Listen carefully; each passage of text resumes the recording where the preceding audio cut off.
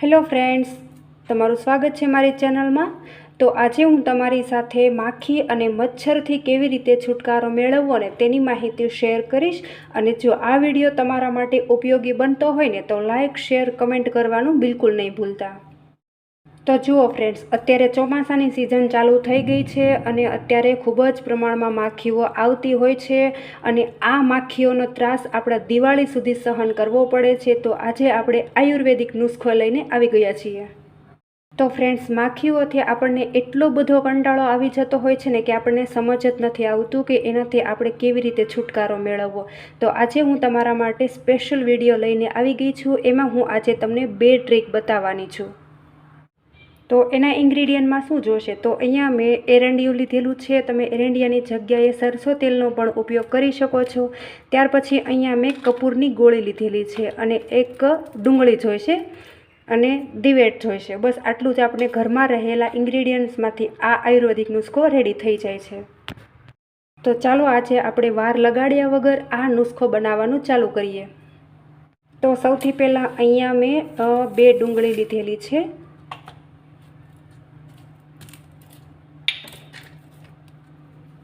તો આ રીતે આપણે ઉપરથી ડુંગળીને કટ કરી લઈશું, જેથી કરીને ડુંગળી સરસ રીતે સ્ટેન્ડ થઈ શકે।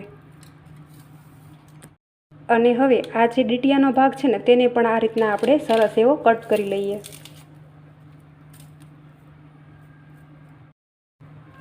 તો આ રીતના આપણે પાછળના ભાગમાંથી થોડું વધારે જ કટ કરીશું અને આ રીતે આપણે ડુંગળીની અંદર સરસ એવો ખાડો કરી લેવાનો છે। અને તમારે કેટલો ટાઈમ દીવો ટકાવવો છે તેના પર આધાર રહે છે, તમારે કેટલો મોટો ખાડો કરવો।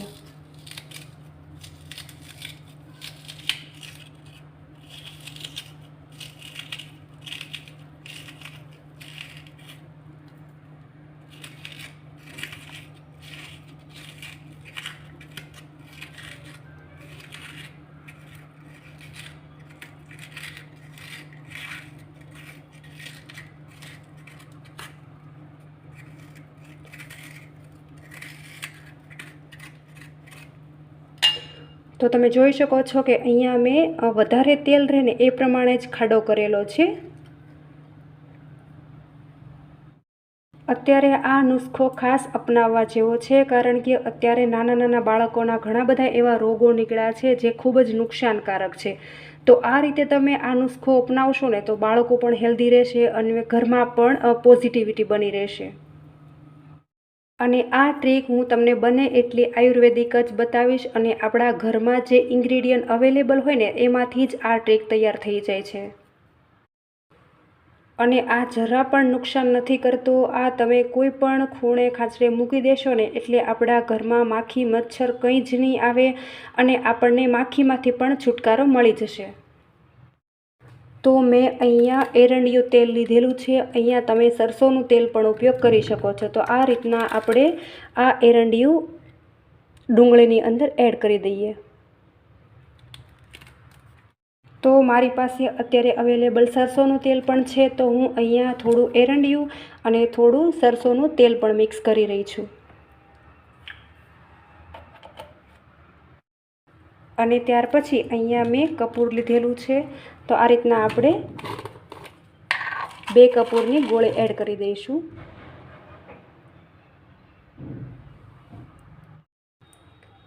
અને અહીંયા મેં દિવેટ પહેલેથી જ તૈયાર કરીને રાખેલી હતી। આ રીતના આપણે દિવેટને ડુંગળીની અંદર એડ કરી દઈએ। દિવેટને આપણે સળગાવી લઈએ।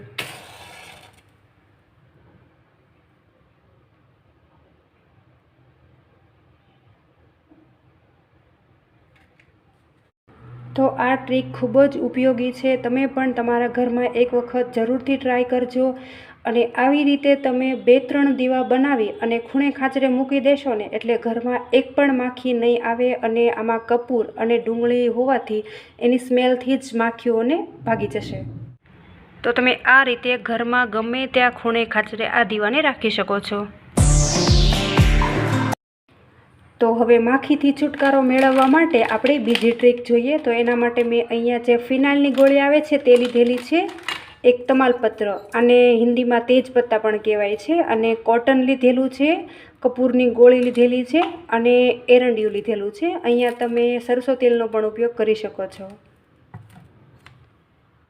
તો સૌથી પહેલાં અત્યારે જો તમારે જે ક્વોન્ટિટીમાં બનાવવું હોય ને એ પ્રમાણે અત્યારે હું અહીંયા 2 ગોળીનો ઉપયોગ કરી રહી છું.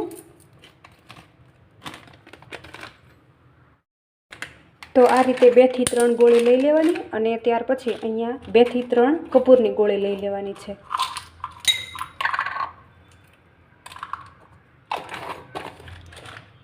તો 3 ફિનાઇલની ગોળી લીધેલી છે અને 3 કપૂરની ગોળી લીધેલી છે. હવે આનો આપણે પાવડર કરી લેવાનો છે. તો જો અહીંયા પેપર હોય તો પેપરની અંદર રાખીને પાવડર કરી લેવાનો, નહીંતર આ રીતના મેં એક દસ્તો લીધેલો છે અને આ રીતના કોથળીની અંદર પેક કરી દઈશું ને એટલે એ બગડશે નહીં. તો આ રીતે આપણે ખાંડી અને પાવડર કરી લઈએ.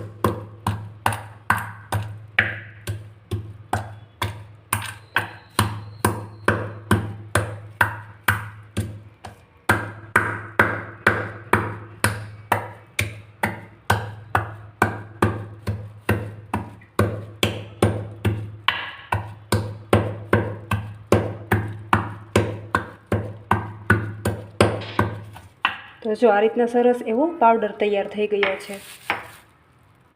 તો આ રીતના અત્યારે મારી પાસે જે એક્સ્ટ્રા વાટકી હતી ને એમાં મેં આ પાવડર બનાવેલો છે, અને આ રીતે મેં દસ્તામાં કોથળી પહેરાવી દીધેલી છે. જો આપણે રૂટીન ખાંડની અંદર આ પાવડર કરી લેશું ને તો એની જે સ્મેલ હોય ને એ બહુ જ સ્ટ્રોંગ હોય છે, તે ફટાફટ જતી નથી. તો આ રીતના આપણે પાવડર કરીએ ને ત્યારે આવી કોથળી પહેરાવી દેવાની.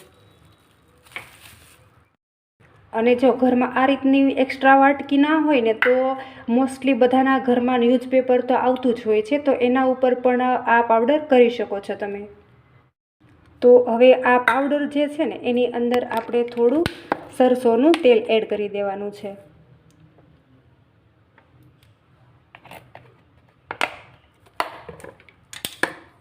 અને આ રીતના આપણે સરસ એવોને મિક્સ કરી લઈએ.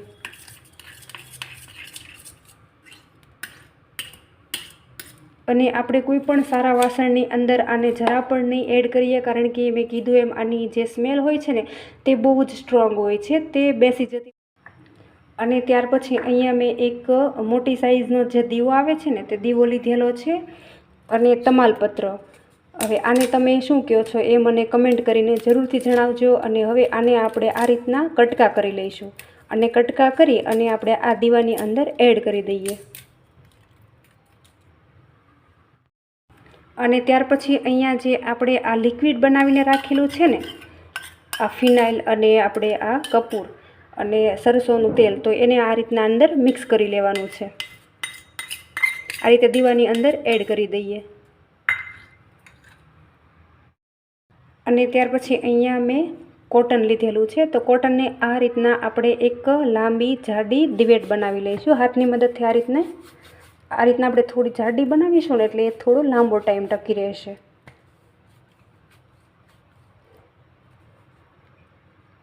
અને આ રીતે આપણે અંદર એડ કરી દઈએ.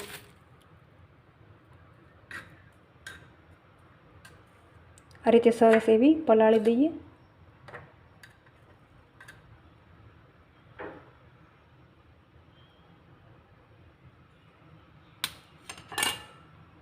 અને હવે આપણે એને પ્રગટાવી દઈએ.